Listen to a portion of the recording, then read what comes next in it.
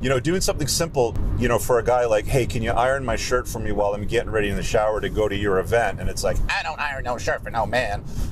That's a problem. She clearly hasn't dealt with it, sort of thing. What's up, my brothers? We got a requested video today from a gentleman from my community who is asking about daddy issues and what I think about dating a woman with daddy issues. And he said, would it be okay if she's working on it? So I'm going to read a segment here from my new book on that very item because I put it in the red flag chapter as number 1. So let me just quickly read through this. What I'm going to do is I'm just going to give you some insight, some background. I'm going to share a personal experience that I had with daddy issues, and then I'm going to tell you what I think of this guy's question, whether or not I think it's a good idea or not. Anyway, so let's go to the red flag part. If she doesn't have a friendly relationship with her father or had an acrimonious relationship with him growing up, then she's likely going to have some variety of a daddy issue with it. So it doesn't matter if her mom pushed her dad out of the house, or he was absent, or he was a piece of furniture. Either way, any woman that didn't have a solid relationship with a strong, masculine, virtuous father in life will not value a masculine, virtuous alpha male. I'm assuming that you guys are operating more on the the positive side of the spectrum. You're alpha, you're not a beta soy. I know that there's some guys that kind of lean into both areas or might be working in one area, but I mean, you will make exceptions. You will accept low-hanging fruit and deal with things like daddy issues if you don't have strong frame in the relationship. Anyway, let me carry on. If she didn't value her father, then what makes you think she'll value you? Listen, I've counseled hundreds, probably thousands of guys that tried very, very hard to rescue women with daddy issues, and it's never worth your time. Another important area of concern is women with daddy issues are often tied into borderline personality disorder, BPD. It's women with BPD that frequently originate from fatherless homes because it's really what ties into a fear of abandonment is the origin of it. The fear continues as they become adults, where they will presume that they will once again be abandoned. They then act out in such a way that will make abandonment certain. I'm going to say that again. They will then act out in such a way that will make abandonment certain. This is one of the key areas with women with daddy issues is the BPD component, because it's like a ride or die girl. I mean, she's either all in, super hot and warm, lovey-dovey and all that stuff, or she can be frigid, cold, and wicked. So they usually operate in some crazy extremes. BPD women are so dangerous because they operate in extremes. All right, we covered that. They can be freaks in the sheets and then a classy lady in the street. A BPD woman can quickly go from hot to frigid, cold. Okay, I covered that. They hook a guy by it's almost like an act. It's not even an act, but it comes off as caring, loving, nurturing in such a way that you're like, wow, a woman that finally gets me. I've never had this before. That's one of the key indicators that you might be dealing with some level of crazy. So one of the things that you want to ask her is, tell me about your parents growing up early on in the dating, because it helps you to identify women that might have a difficult relationship with their parents, more specifically their father. Remember, you've got 2 ears and 1 mouth, so use them in that ratio. A woman's father is her primary role model growing up and provides a foundation that governs her belief system and includes the lens in which she's going to view both men and women and how they should interact. The other thing that I added in here is that single mother households, especially feminist ones, tend to be a petri dish for today's women with daddy issues. A feminist identifying mother will instill toxic values in her daughter. Instead of valuing you as a masculine man, you'll be deemed as privileged, and there'll be a lot of pointing and sputtering and resentment for your masculinity. And then I get into after my divorce. Okay, so I'll talk about the personal experience that I had dating a woman with daddy issues, and then I'll let you know what I think about it, whether or not it's a good idea.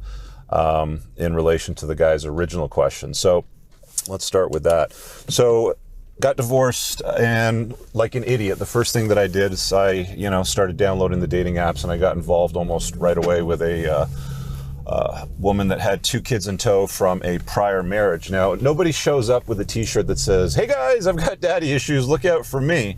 It just doesn't happen. So you've got to kind of get good at vetting for stuff like this. Now, let me just say this from the get-go. It may not show up immediately. It may not show up for a few months at a time. But again, asking that question early on as you're dating, what's your relationship with your old man like? That'll give you some idea of what she thinks of her father and what she thinks of men in general. But this is where it popped up for me. I remember we were getting ready for this event we were going to for something for work or something like that.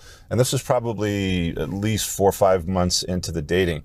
And I said, from the bathroom, I go, hey, can you do me a favor and iron my shirt so it's ready so we can hop on the road quick? And she kind of like freaked out. She said something to the effect of, I'm not ironing no man's shirt. And I was like, I'm in a bathroom. I'm like thinking about this for a second. I'm like, excuse me?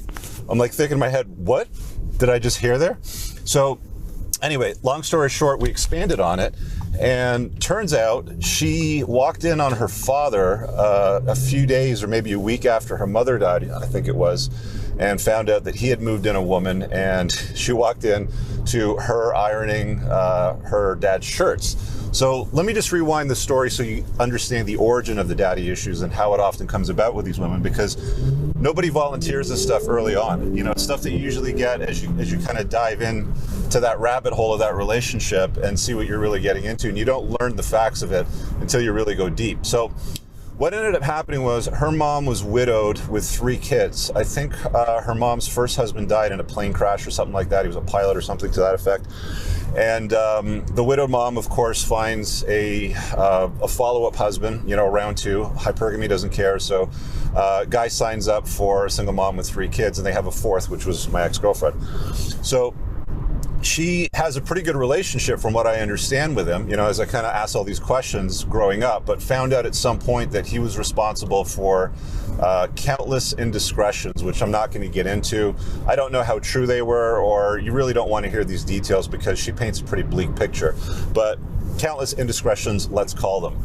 And he was misogynistic, mom was a angel, little feminist mother sort of thing, couldn't have done anything wrong.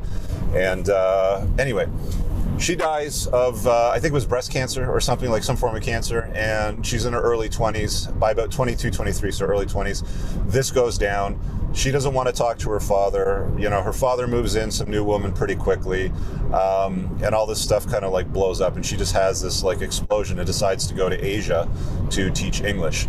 And by the way, anytime you come across a woman that has run off to go and teach English in a different country, they're usually running away from something. I found this true time and time again from my experience. So just that's kind of another red flag, so watch out for that. I didn't put it in the book, but I just wanted to cover the main ones that expose you guys to the most risk.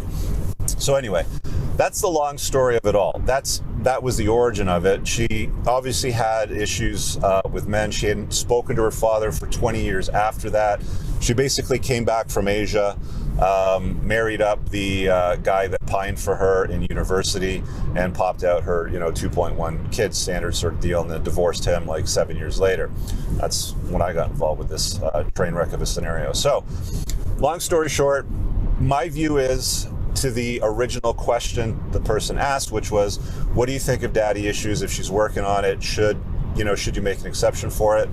And my take is, spin those plates. And all that means is, if you meet a chick and she looks like she has daddy issues, the one that I dated said that she went to therapy for it. But I'll be honest with you, I didn't see any signs of her having dealt with that or putting it behind her, because resentment towards men, or doing something simple for a guy like, hey, can you iron my shirt for me while I'm getting ready in the shower to go to your event? And it's like, I don't iron no shirt for no man.